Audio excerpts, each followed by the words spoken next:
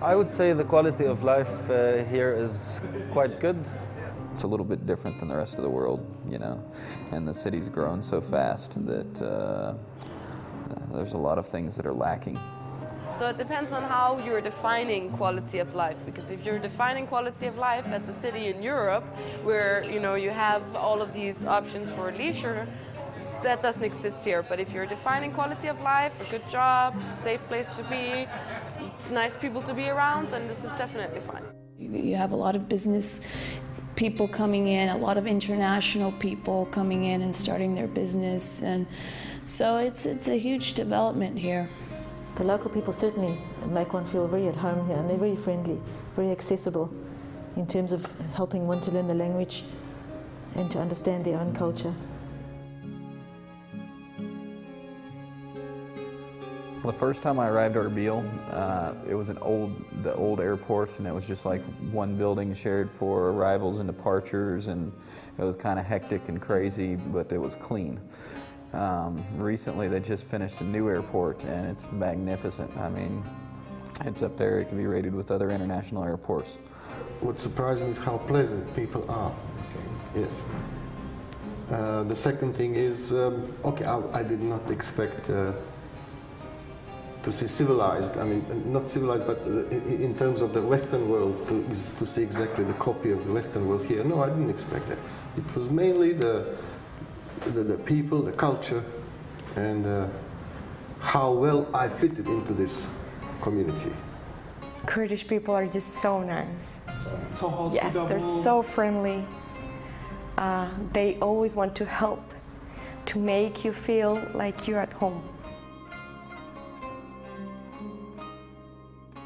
To be expected in this region, of course, a desert region, close to the mountains, so the summers are very hot, the winters are cold, and in between you have delightful spring and autumn, very much like any other climate, close to the desert.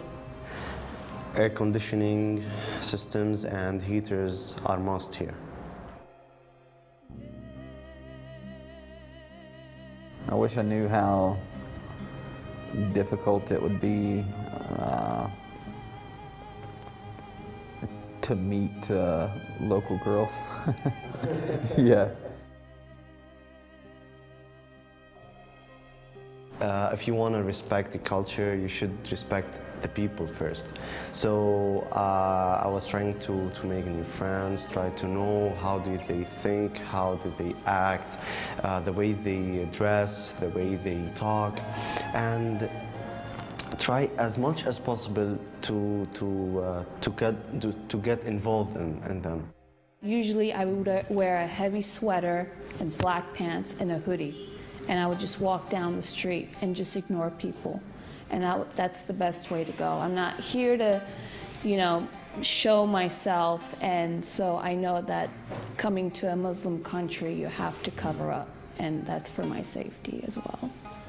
And I believe that as an expat coming into this new town, we need to educate ourselves with the local customs so that we are able to respect these local customs and not be a burden on the local community, which has been quite welcoming actually.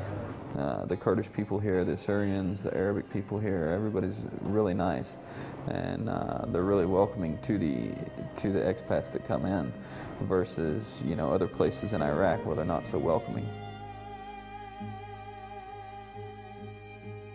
I would advise them to come here with no expectations, not from the media or not from what they've heard, but to actually come to this place and give it a chance and embrace what they see around them.